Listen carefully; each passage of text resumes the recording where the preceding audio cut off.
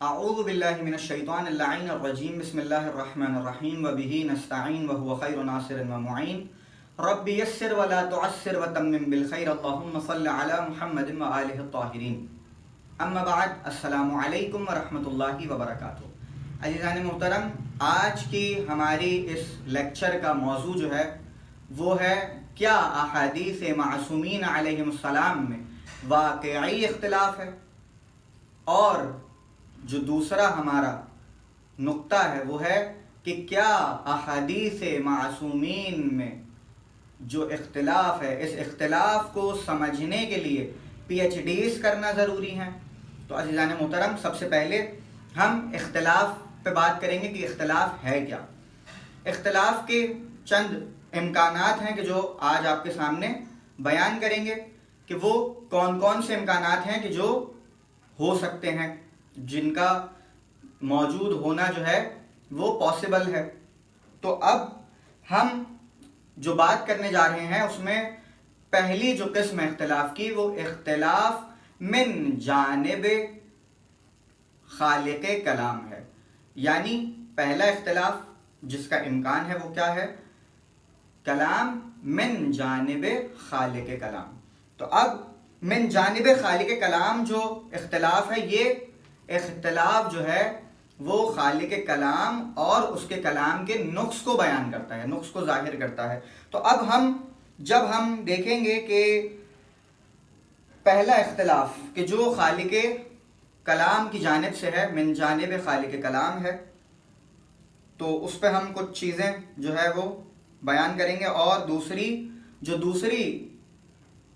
چیز ہے جس کا امکان ممکن ہے اختلاف کا، وہ ہے اختلاف من جانب قاری کلام، یعنی اس قاری، اس پڑھنے والے کی طرف سے کہ جو کلام کو پڑھ رہا ہے اس کی طرف سے جو اختلاف ہے وہ اختلاف من جانب قاری کلام کہلاتا ہے۔ عزیزان محترم، اب یہ جو قاری کلام کی طرف سے نقص ہے اس کی اقسام ہے، چند وجوہات ہیں کہ جن کی وجہ سے قاری کلام کو اختلاف کے زمرے میں، امکان کے زمرے میں بیان کیا گیا ہے کہ قاری کلام کی کم عقلی کو ظاہر کرے گا کہ یہ کم عقل ہے، عقل ناقص، کم فہمی، مکمل کلام اور اس کے حالات و واقعات سے ناواقفیت، یعنی وہ ان حالات و واقعات سے واقف نہیں ہے۔ مثال کے طور پہ کہ اس کو ناسخ کا علم ہے مگر منسوخ کا علم نہیں جانتا، یہ اختلاف ہے۔ کہ وہ تقیہ کے دور میں تھا مگر جب دور تقیہ ختم ہوا تو تقیہ کے دور کی اس کو بات پتہ چلی مگر تقیہ کے بعد آنے والے دور کی بات اس کو معلوم نہ ہو سکی، تو یہ کم علمی، اس کا جہل، اس کی کم علمی، کم فہمی۔ تو اب پہلا جو ہم نے بیان کیا پوائنٹ نمبر 1 وہ تھا اختلاف من جانب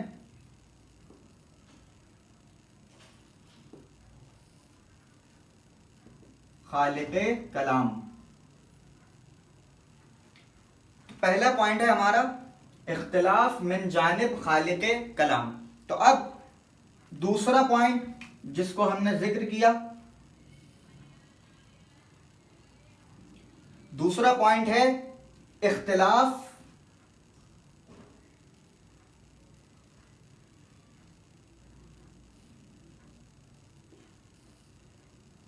من جانب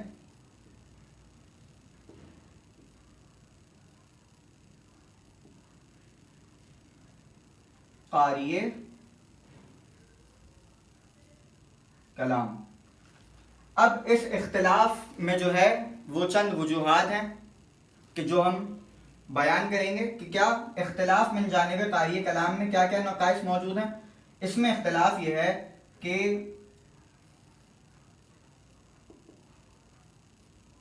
قاری کلام کی عقل नाक़िस की वजह से हो।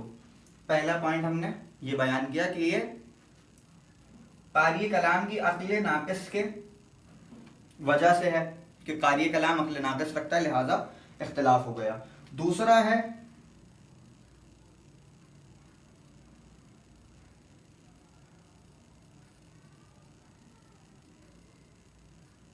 कम फहमी, उसको ज़्यादा चीज़ें समझ में नहीं आती, ज़्यादा बातें उसको समझ में नहीं आती, चंद चीज़ों को समझता है, चंद चीज़ों को नहीं समझता।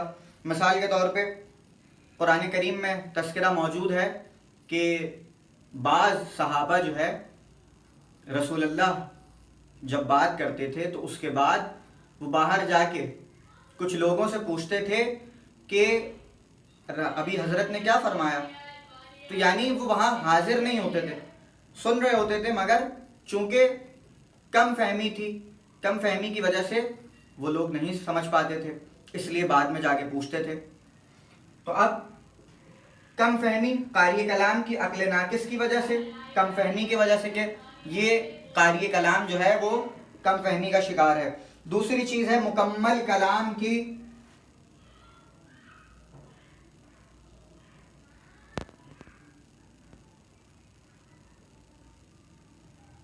मुकम्मल कलाम के हालातों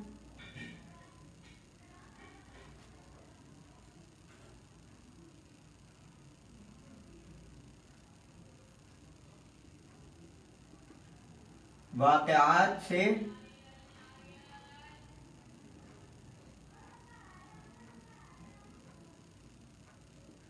जहल, कि अब कम फहमी मुकम्मल कलाम के हालात से, हालात व वाक़यात से ला इल्मी, माज़रत के साथ,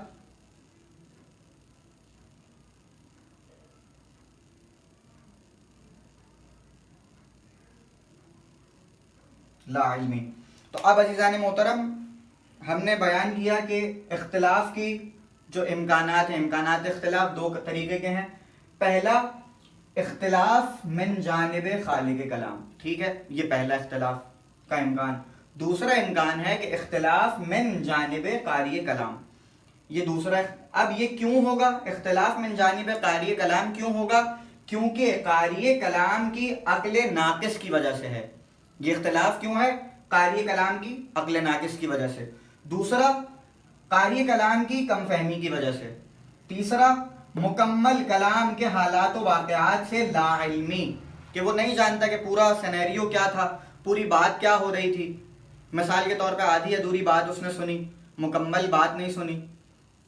तो ये सारी चीज़ें इस इख्तिलाफ का सबब बनती हैं।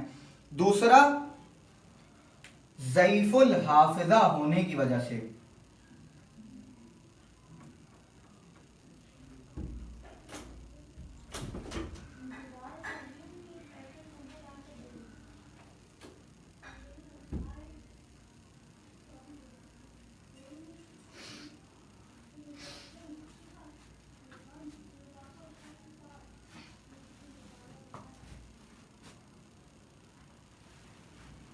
ला इल्मी मुकम्मल कलाम के हालात वाक़यात से। दूसरा ज़ईफ़ हाफिज़े की वजह से, यानी उसका हाफिज़ा इतना कमज़ोर है कि उसको, मिसाल के तौर पे आज उसने कोई बात की, भूल गया कि मैंने कल क्या कहा था, आज उसने नई बात कर दी।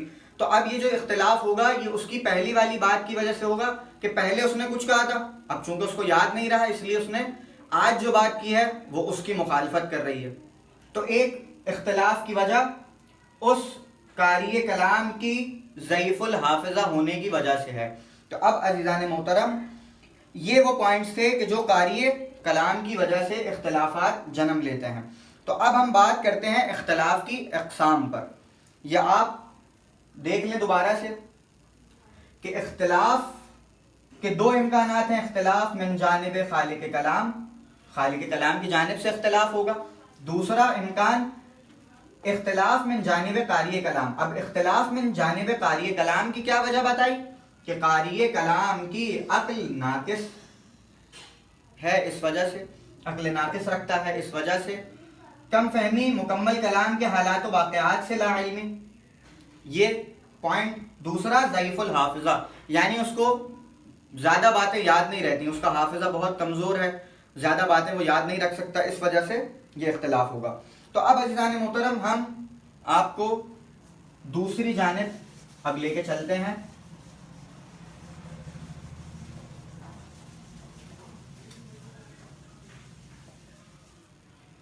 کہ اب جو ہے اختلاف کی اقسام کتنی ہیں۔ اختلاف کی اقسام میں سب سے پہلی قسم جو ہے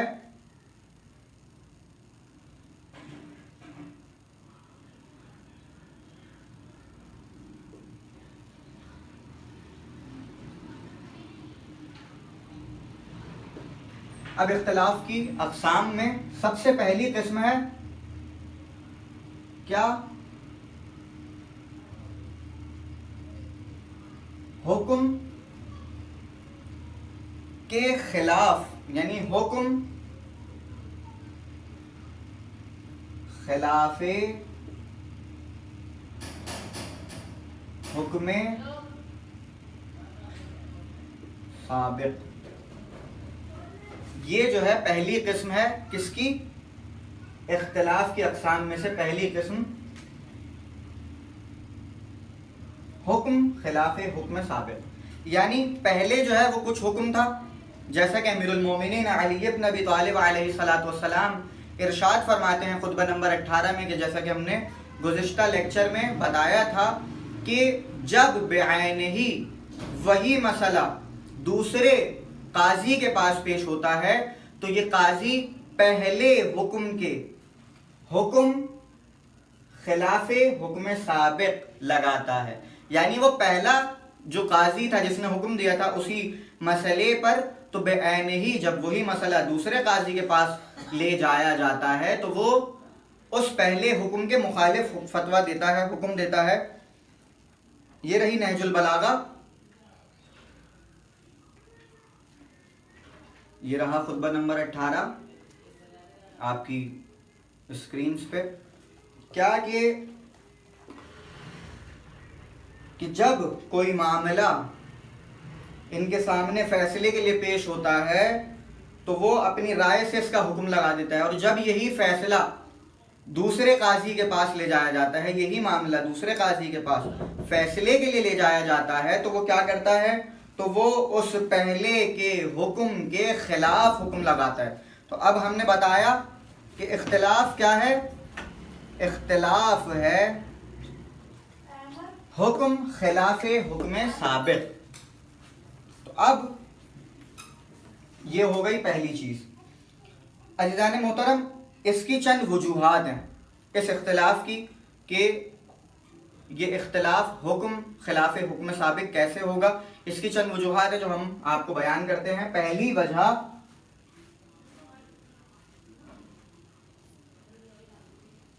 کذب، جھوٹ، پہلی وجہ ہے جھوٹ۔ جھوٹ کی وجہ سے یہ اختلاف ہوگا کہ پہلے جو ہے اس نے کوئی بات کی، دوبارہ اس نے جب بات کی تو اس نے کچھ اور بات کی، پہلی بات کی مخالفت میں بات کی، یعنی حکم دیا اس نے حکم سابق کے خلاف۔ تو جیسا کہ ایک بڑی بہترین اور بہت ہی زیادہ مشہور و معروف مثال ہے کہ دروغ گو حافظے نہ دارد، جھوٹے کا حافظہ نہیں ہوتا، جھوٹا حافظہ نہیں رکھتا۔ تو اب چونکہ وہ جھوٹا ہے، اس نے ایک بات کی، اب وہ جب نئی بات کرے گا تو وہ حکم سابق کے خلاف حکم دے گا۔ تو اب ہم نے پہلی وجہ بتائی، کیا وجہ ہے؟ کہ جھوٹ ہوگا، جھوٹ بولنے والا ہوگا۔ کہ دوسری اس کی وجہ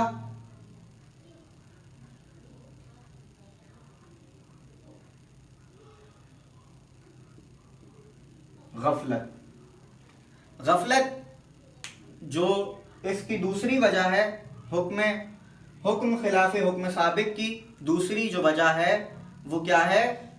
غفلت۔ مثال کے طور پہ نیند آ جانا، اونگ آ جانا، کوئی بات ہو رہی تھی، محفل میں بیٹھا ہوا تھا، رسول اللہ حدیث بیان کر رہے تھے، اس کو نیند آ گئی، یا بہت زیادہ تھکا ہوا تھا اور اس نے زیادہ توجہ سے رسول اللہ کی بات کو نہ سنا، یہ اس نے غفلت برتی. تو اب جو دوسری میں بڑی وجہ ہے وہ ہے غفلت برتنا. اور جیسا کہ اللہ رب العزت قرآن کریم میں سورہ آیت الکرسی میں ارشاد فرما رہا ہے کہ اللہ لا الہ الا هو الحی القیوم لا تأخذہ سنۃ ولا نوم، کہ اللہ جو ہے وہ نہ ہی اسے اونگ آتی ہے نہ ہی اس کو نیند آتی ہے.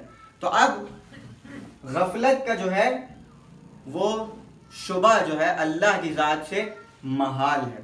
تو اب دوسری وجہ ہم نے بیان کی غفلت.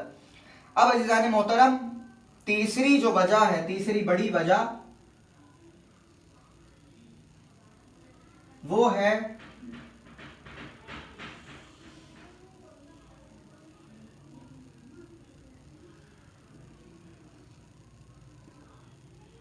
ارتقاء عقل. یعنی اس کو کسی معاملے پر پہلے عقل نہیں تھی، اس نے تجربے سے سیکھا، اس کو نئی چیز معلوم ہوئی، لہٰذا اس نے پہلی بات پہلے نظریے کی کہ جس پہ وہ قائم تھا اب وہ اس نظریے کی کھل کر مخالفت کر دے. تو اب جو ہے یہ کیا کہلائے گا؟ اختلاف کہلائے گا. کون سا اختلاف کہلائے گا؟ حکم خلاف حکم ثابت. کہ پہلے وہ کسی اور نظریے کی ترویج کرتا تھا، کسی اور نظریے کو پروموٹ کرتا تھا، مگر اب چونکہ اس نے تجربہ حاصل کر لیا ہے، اس نے سیکھ لیا ہے، اس کو عقل آ گئی ہے، اس کی عقل میں ترقی ہو گئی، ارتقاء اس نے عقل میں پایا، لہذا اس ارتقاء عقل کی وجہ سے اس نے اپنے پہلے نظریے کی مخالفت کر دی. پہلے نظریے کو اس نے باطل قرار دے دیا دوسرے نظریے کے ذریعے سے. ٹھیک ہے، حکم خلاف حکم سابق. تو اب عزیزان محترم اس کی چوتھی وجہ، چوتھا پوائنٹ ہے جہل. کسی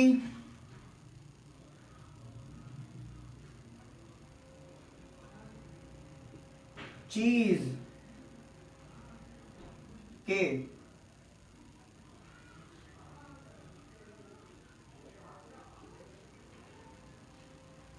نتیجے سے انجان ہونا اور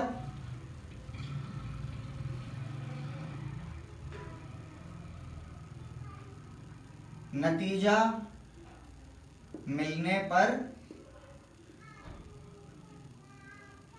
حیران ہو جانا. اب جو ہمارا پوائنٹ ہے چوتھا پوائنٹ وہ ہے جہل. کہ جہل کی وجہ سے حکم خلاف حکم ثابت لگا دیتا ہے انسان. تو اب جب یہ جہل ہوگا، یہ جہل کیا ہوگا؟ یہ جہل کسی چیز کے نتیجے سے نا انجان، کسی چیز کے نتیجے سے انجان ہونے کی وجہ سے ہوگا. کہ وہ اس کے نتیجے سے انجان ہے، نہیں جانتا کہ اس کا انجام کیا ہوگا. اور نتیجہ ملنے پر حیران ہو جانا. اب جب اس کو نتیجہ ملے تو یہ حیران ہو جائے. مثال کے طور پہ 18ویں صدی میں ایک سائنسدان نے یہ دعویٰ کیا کہ سانس لینے کے لیے جن اجزاء کی ضرورت ہے انسان کو وہ آکسیجن ہے، آکسیجن کی ضرورت ہے جس کی وجہ سے وہ سانس لے سکے. جبکہ امیر المومنین سے جب سوال ہوا، کسی شخص نے سوال کیا کہ مولا کیا ہوا میں موجود تمام اجزاء انسان کی سانس لینے کے لیے ضروری ہیں؟ تو امیر المومنین نے فرمایا بالکل تمام اجزاء ضروری ہیں. تو اب اس سائنسدان نے کیا کیا؟ کیونکہ یہ نتیجے سے انجان تھا، نتیجہ نہیں جانتا تھا، لہٰذا اس نے جب نتیجہ دیا کہ بھائی اجزاء جو ہوا میں موجود ہیں ان میں آکسیجن ہے کہ جس کی ضرورت انسان کو ہے، اس کے علاوہ کوئی اور اجزاء انسان کی محتاجگی دور نہیں کرتے سانس لینے کے معاملے میں. تو اب اس نے جب یہ بات کر دی تو اب کیا ہوا کہ بعد میں آنے والی صدی میں جب ایک صدی گزر گئی تو سائنسدانوں نے یہ دعویٰ کیا کہ ہوا میں موجود تمام اجزاء کی وجہ سے انسان سانس لیتا ہے. یعنی انسان کو سانس لینے کے لیے کئی اجزاء کی ضرورت ہے. اگر ہوا میں کثافت موجود نہ ہوگی تو انسان سانس نہیں لے سکتا. اگر سانس لینے میں فقط آکسیجن کا استعمال کرے تو انسان کے پھیپھڑے جل جائیں گے. لہذا ہوا میں کثافت کا تناسب بھی ہونا موجودگی اس کثافت کی ضروری ہے تاکہ وہ سانس لے سکے، ورنہ اس کے پھیپھڑے جل جائیں گے. تو اب چونکہ انجان تھا نتیجے سے، لہذا اس نے حکم دے دیا. اب اس حکم سابق کے خلاف کیا حکم لگا کہ بھائی تمام اجزاء ہوا میں موجود انسان کو سانس لینے کے لیے ضروری ہیں، جیسا کہ امیر المومنین نے ارشاد فرمایا تھا، کیونکہ آپ انجام سے واقف تھے. اب عزیزان محترم یہ چوتھا پوائنٹ ہم نے بیان کیا. اب پانچواں پوائنٹ ہے، اس کو ہم مٹا دیتے ہیں.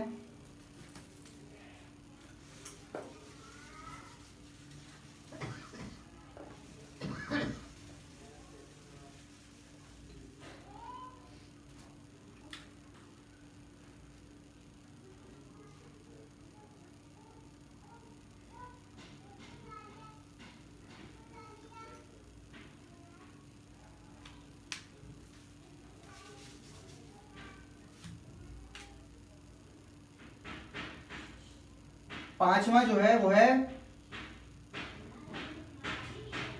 کلام غیر واحد.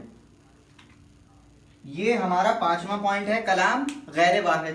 یعنی چند لوگ جو ہے وہ ملے آپس میں، کسی ایک بندے کا ذاتی کلام نہ ہو بلکہ مختلف لوگ مل کر کلام کہیں. مثال کے طور پہ چند افراد جو ہے وہ مل کر کوئی کتاب لکھیں. تو اب جب وہ کتاب لکھیں گے، چاہے ان کا موضوع ایک ہو مگر اس موضوع پر کئی آپس میں اختلاف پائیں گے. کیوں؟ کیونکہ کلام غیر واحد ہے. اور جب مختلف عقول بیٹھ کر کوئی کتاب لکھیں گی تو اس میں 100% اختلاف ہوگا. 100% اختلاف ہوگا. کیوں؟ کیونکہ اس میں چند عقول جو ہے وہ آپس میں مل کر کسی مسئلے پر گفتگو کر رہی ہیں.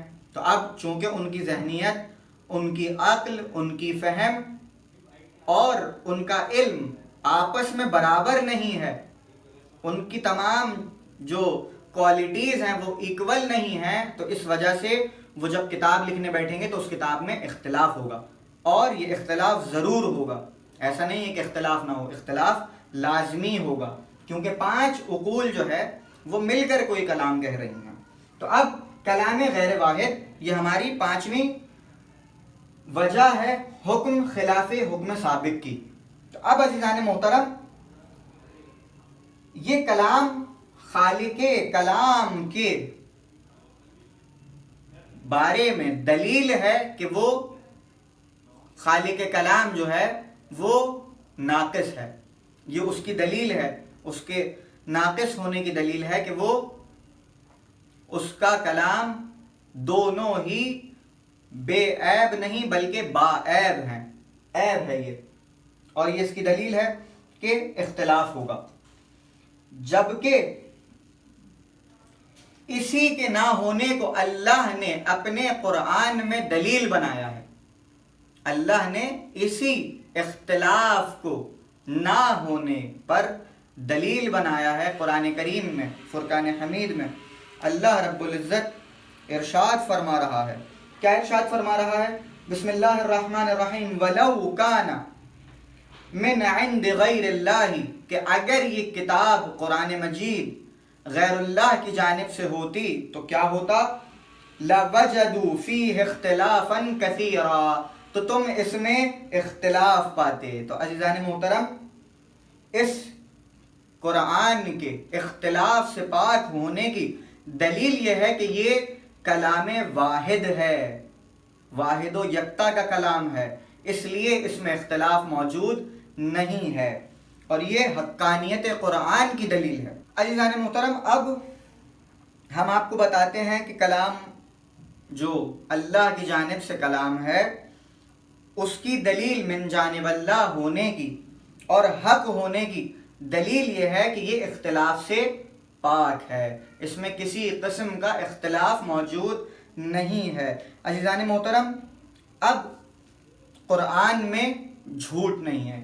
جیسا کہ ہم نے کہا پہلا پوائنٹ کذب. کلام غیر واحد جو پانچواں پوائنٹ ہے، چونکہ یہ کلام غیر واحد نہیں ہے، اللہ کا واحد و یکتا خدا کا کلام ہے، لہذا اس میں کذب نہیں ہے، اس میں جھوٹ نہیں ہے.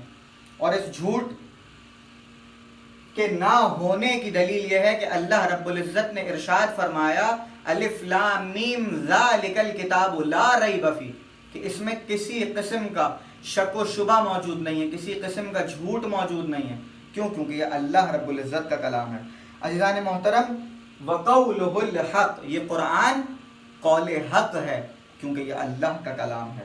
اور اس کی ایک آیت، قرآن کریم کی ایک آیت دوسری آیت کی تفسیر بیان کرتی ہے. کتنا بہترین کلام ہے کلام خدا کہ اس کی ایک آیت دوسری آیت کی تشریح بیان کرتی ہے، ایک آیت دوسری آیت کی تفسیر بیان کرتی ہے. تو یہ اس کلام کے حق اور سچ ہونے کی دلیل ہے کہ اللہ کا کلام قرآن مجید فرقان حمید قول حق کا ہے، قول حق ہے. عزیزان محترم، اس کا کوئی حکم دوسرے حکم کی مخالفت نہیں کرتا. جیسا کہ ہم نے بیان کیا کہ حکم خلاف حکم سابق قرآن میں ایسا موجود نہیں ہے. قرآن میں ایسا کبھی بھی نہیں ہوا ہے کہ جب ایک حکم دوسرے حکم کی مخالفت کرے، ایسا ہرگز قرآن میں موجود نہیں ہے، کیونکہ اس کی ایک آیت دوسری آیت کی تفسیر بیان کرتی ہے. تو اب دوسرا جو پوائنٹ تھا وہ تھا غفلت. اللہ غفلت برتنے والوں میں سے نہیں ہے، اللہ غفلت نہیں برتتا. کیوں؟ غفلت کی وجوہات تھکن، نیند، اونگ.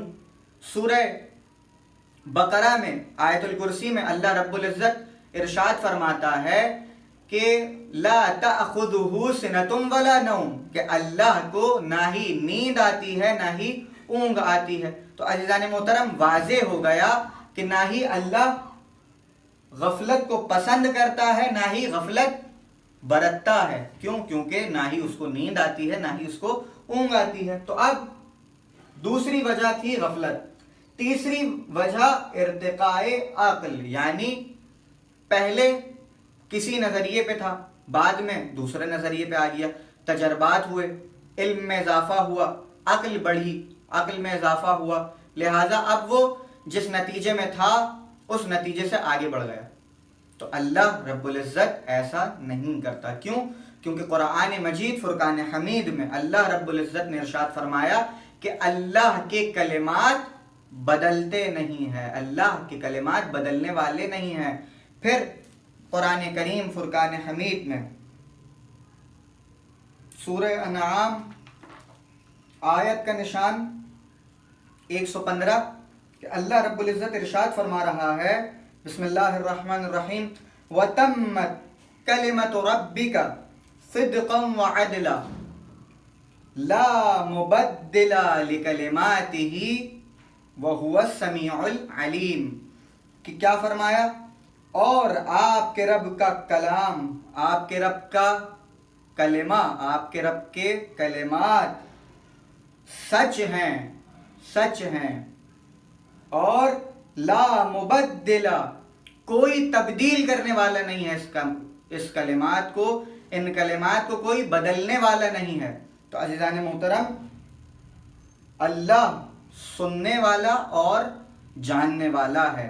تو اب ہم نے بتایا کہ اللہ کے کلمات جو ہے وہ بدلتے نہیں ہیں، لہذا ارتقاء عقل اللہ رب العزت کسی معاملے میں چونکہ تمام چیزوں کے بارے میں جاننے والا ہے، سننے والا ہے، لہذا ارتقاء عقل اللہ کی ذات سے محال ہے. اور یہ اللہ رب العزت کے کلام کا جو نقص تھا وہ بھی ختم ہو گیا. پہلے کذب، قرآن جھوٹ نہیں ہے، قرآن حق ہے، سچ ہے.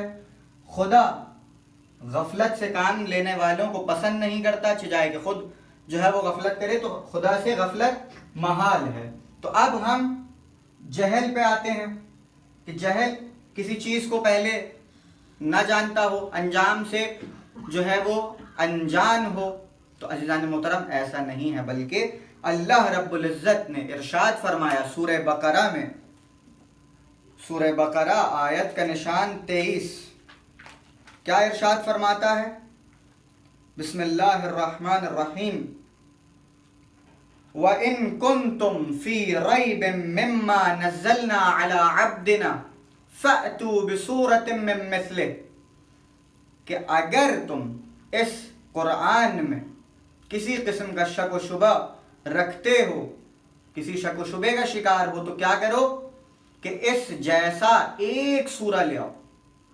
عزیزان محترم، انجام سے انجان نہیں ہے، بلکہ انجام کو بھی جانتا ہے، نتیجے کو بھی جانتا ہے، اور یہ کسی شے کے علم میں اس کی اضافہ نہیں ہوتا، بلکہ یہ ہر چیز کا جاننے والا ہے۔ اسی لیے کیا کہا کہ اگر تم اس کتاب میں شک کرتے ہو تو تم ایک سورہ لے آؤ، اور پھر کیا کہا؟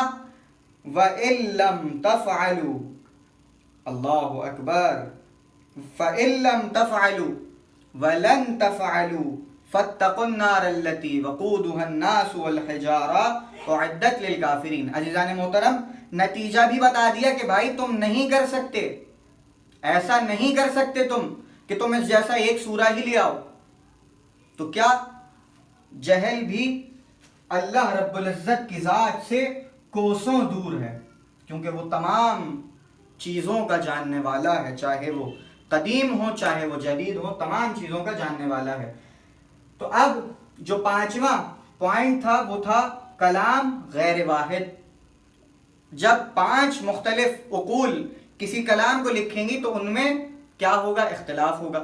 تو اب چونکہ قرآن مجید فرقان حمید کلام واحد کی طرف سے ہے، کلام واحد ہے، اللہ واحد کی طرف سے ہے، رب واحد کی طرف سے ہے، لہٰذا اللہ رب العزت نے اس کی اوتھینٹیکیشن میں اللہ رب العزت نے کیا کہا کہ جب قرآن کو نازل کہا تو قرآن کو نازل کرنے کے بعد فرمایا کہ ہم اس کی حفاظت کریں گے۔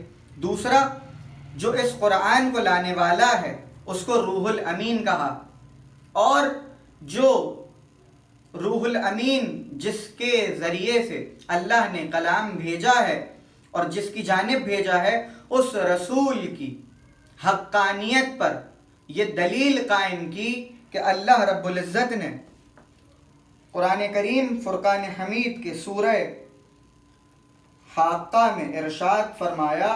کیا ارشاد فرمایا؟ ترجمہ۔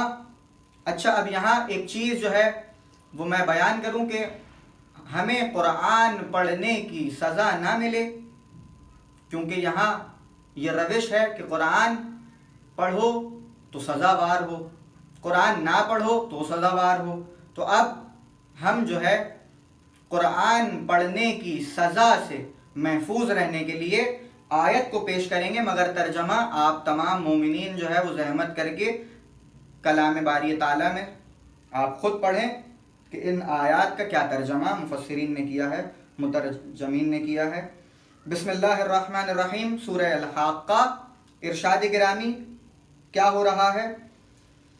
وَلَوْ تَقَوَّلَ عَلَيْنَا بَعْضَ الْأَقَاوِيلِ لَأَخَذْنَا مِنْهُ بِالْيَمِينِ ثُمَّ لَقَطَعْنَا مِنْهُ الْوَتِينَ۔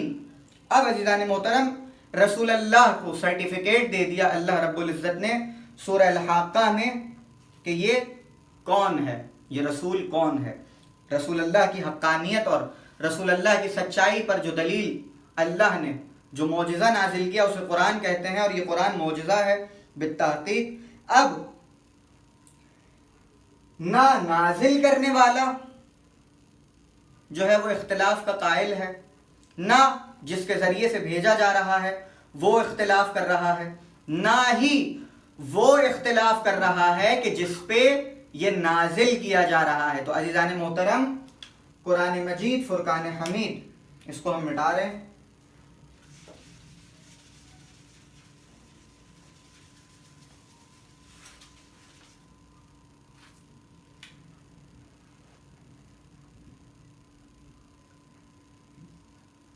اللہ رب العزت نے نازل کیا،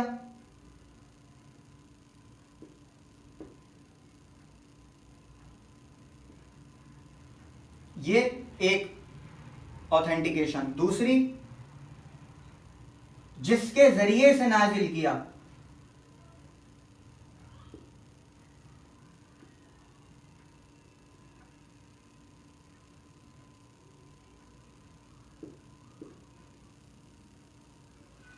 اس کو کیا کہا؟ اس کو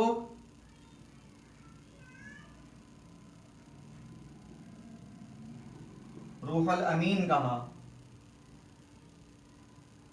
اور جس پر نازل کیا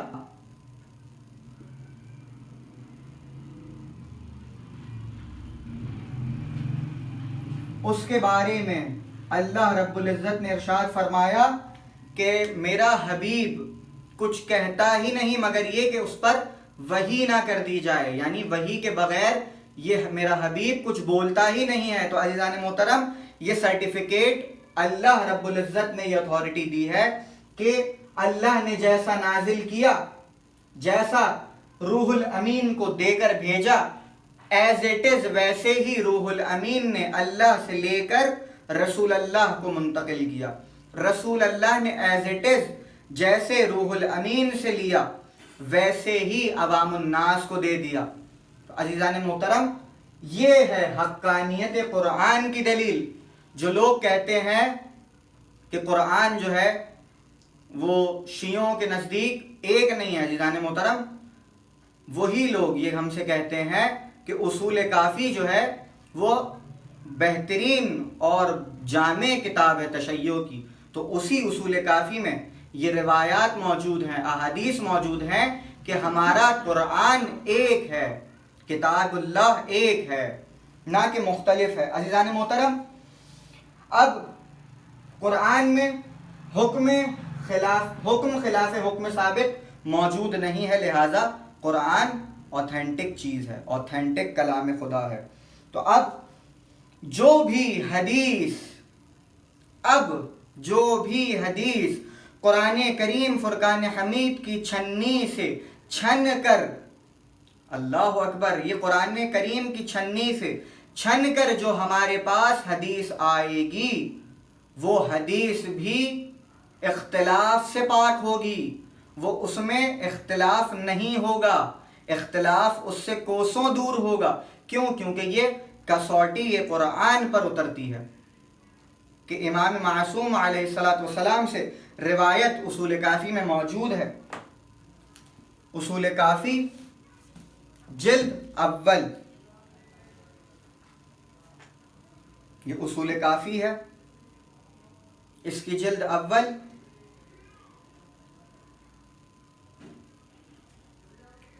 کہ جو قرآن کے مخالف ہے وہ جھوٹ ہے. عزیزان محترم، یہ دیکھیے، جو قرآن کے مخالف ہے وہ جھوٹ ہے. یہ ہے تشیع کا عقیدہ، یہ ہے تشیع کا عقیدہ. تو اب حدیث بیان کرتے ہیں. محمد ابن یحییٰ عن احمد ابن محمد ابن عیسیٰ عن ابن فضال عن علی ابن عقبۃ عن ایوب ابن راشد عن ابی عبداللہ علیہ السلام قال ما لم يوافق من الحدیث القرآن فهو زخرف. کیا فرماتے ہیں کہ حضرت ابو عبداللہ علیہ السلام نے فرمایا کہ جو حدیث بھی قرآن کے موافق نہیں وہ جھوٹ ہے. اسی لیے کہا تھا مولا نے کہ جب بھی ہماری حدیث تم تک پہنچے تو تم کیا کرو گے؟ آئیے ہم بتاتے ہیں کہ کیا کرنا ہے. حدیث نمبر 4 تھی جو میں نے آپ کی سماعتوں کی نظر کی. حدیث نمبر 5 کہ جو قرآن کے موافق ہے وہی میرا بیان ہے. یہ دیکھ سکتے ہیں، اور یہ پورا مکمل باب شیخ یعقوب کلینی علیہ رحمہ نے قائم کیا ہے. پورے باب میں کئی احادیث اس موضوع پہ موجود ہیں. بسم اللہ الرحمن الرحیم، جو قرآن کے موافق ہے وہی میرا بیان ہے. محمد ابن اسماعیل عن الفضل بن شاذان عن ابن ابی عمیر عن حشام بن الحكم وغيره عن ابی عبد الله علیہ السلام قال خطب النبي صلى الله عليه وآله وسلم بمعنى فقال أيها الناس ما جاءكم عني يوافق كتاب الله فأنا قلته وما جاءكم يخالف كتاب الله فلم اقلہ. کہ کیا فرماتے ہیں رسول اللہ؟ حضرت ابو عبداللہ علیہ السلام امام جعفر صادق نے فرمایا کہ رسول خدا نے لوگوں کو خطاب کرتے ہوئے فرمایا. کیا خطاب کرتے ہوئے فرمایا؟ اے لوگوں، میری طرف سے جو حدیث تمہارے پاس آئے وہ قرآن کے موافق ہو تو میری حدیث ہے، میں نے اس کو بیان کیا ہے، اور اگر ایسا نہ ہو وہ اس کے موافق نہ ہو تو اس کو قبول نہ کرو، وہ میرا بیان نہیں ہے، میں نے وہ بیان نہیں کیا. قبول کس کو کرنا ہے؟ اس کو قبول کرنا ہے کہ جو رسول اللہ کی حدیث قرآن کے کسوٹی پر بھرپور اترتی ہو، جو اس معیار قرآن کے موافق ہو، قرآن کے موافق ہو. اینٹی قرآن نہیں ہونی چاہیے. اینٹی قرآن ہوگی تو رسول اللہ نے کہا کہ یہ میرا بیان نہیں ہے، یہ میرا بیان نہیں ہے. ہم نے آپ کو بتایا کہ اختلاف کی اقسام میں جو پہلی قسم ہے وہ ہے حکم خلاف حکم ثابت، جو کہ من جانب خالق کلام ہے. ٹھیک ہے. دوسرا،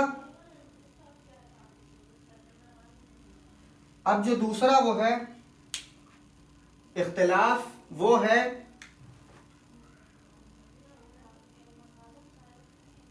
حکم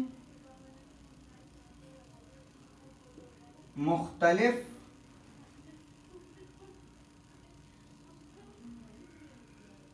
حکم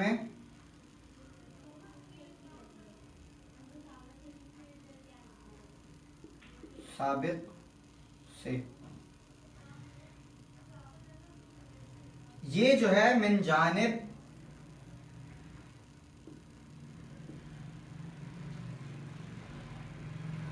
قاری کلام ہے. تو عزیزان محترم، اب ہم نے بتایا آپ کو کہ اختلاف کی اقسام حکم خلاف حکم ثابت جو کہ من جانب خالق کلام ہے، اور یہ عیب ہے. عیب اس لیے ہے کیونکہ یہ ان میں جو چیزیں ہم نے آپ کو بتائیں، جھوٹ ہونا، ارتقاء عقل، اور دوسری چیزیں جو ہم نے آپ کو بتائیں، تو یہ تمام چیزیں عیب ہیں کلام خالق کی طرف سے، خالق کے کلام کی طرف سے، اور اس کے عیب کو بیان کرتی ہیں. دوسری ہے حکم مختلف بحکم سابق.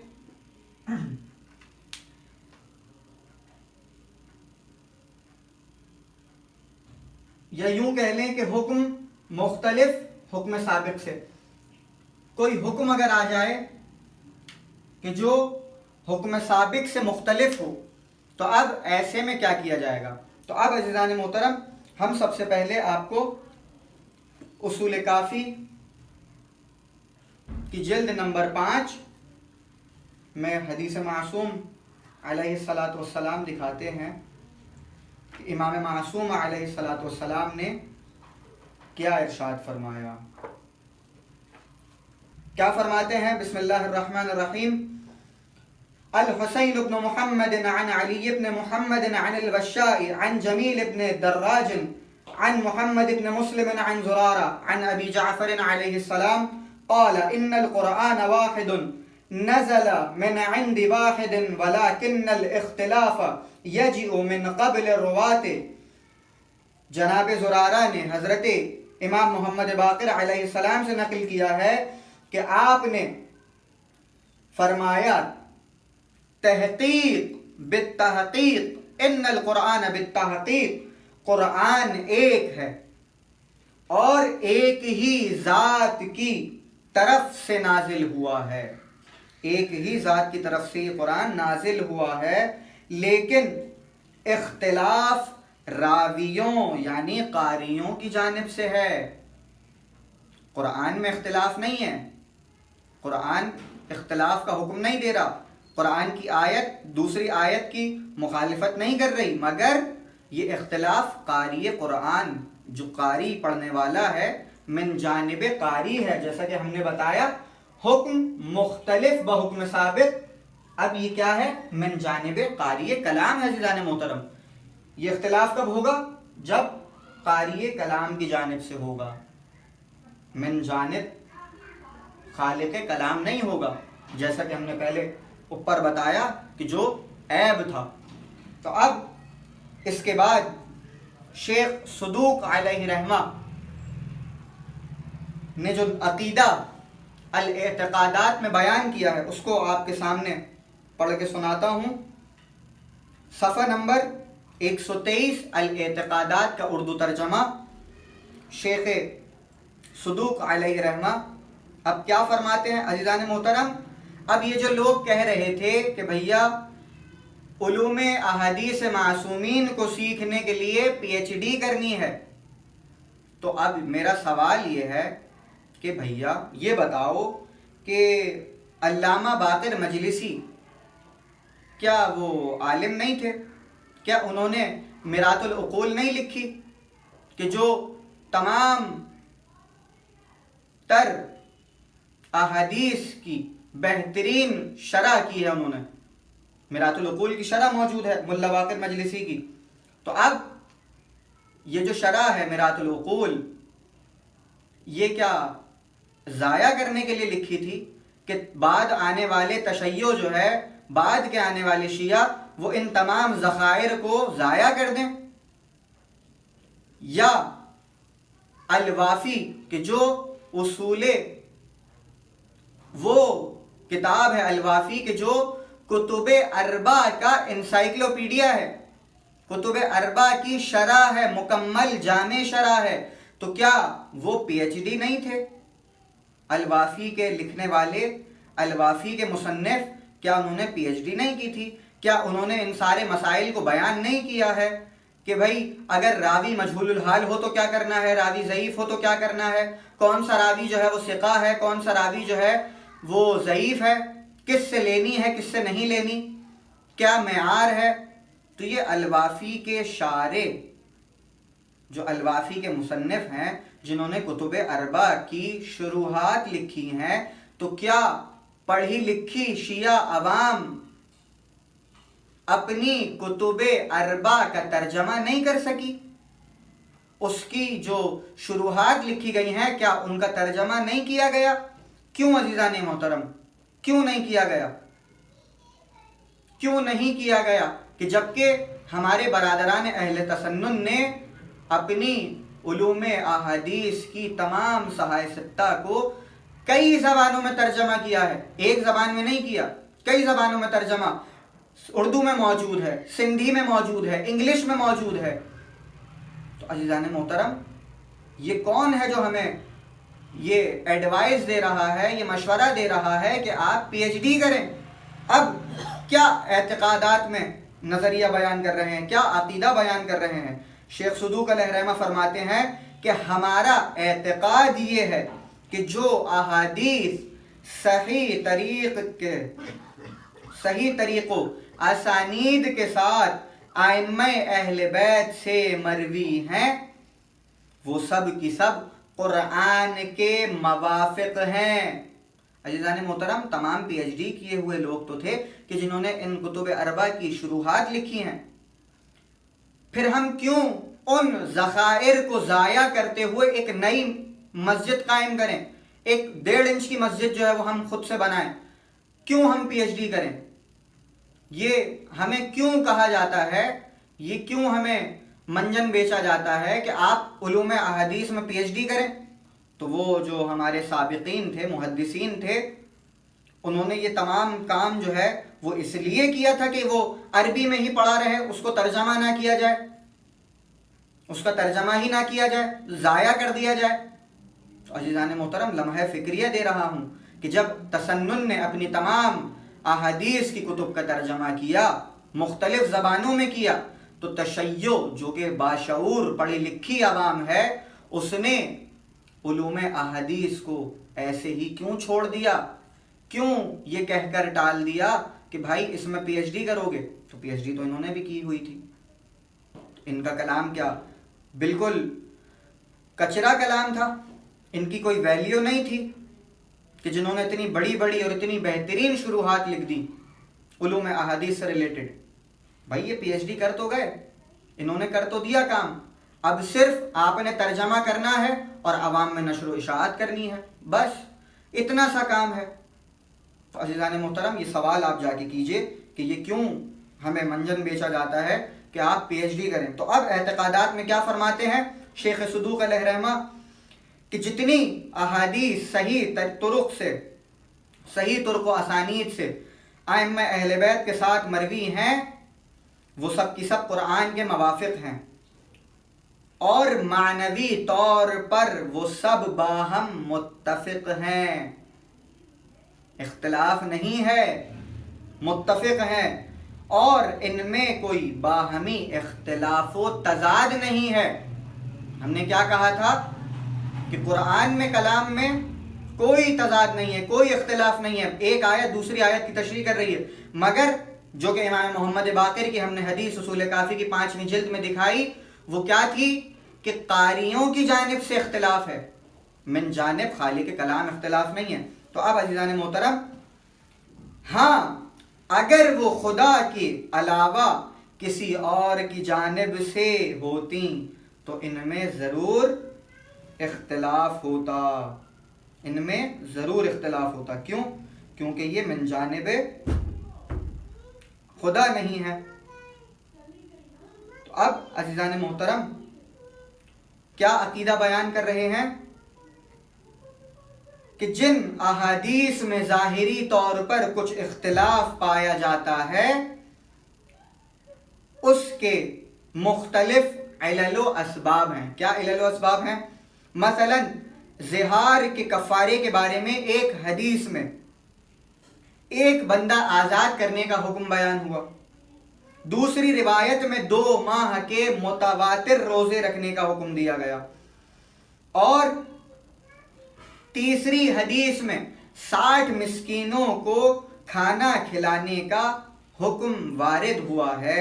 تو اب عزیزان محترم ان احادیث میں بظاہر تو اختلاف معلوم ہوتا ہے کہ جیسے میں نے بیان کیا کہ حکم خلاف حکم سابق جس میں تطبیق ممکن نہیں ہے، یعنی اس میں جانچ پڑتال نہیں ہوگی. کیوں؟ کیونکہ وہ واضح سراسر عیب ہے.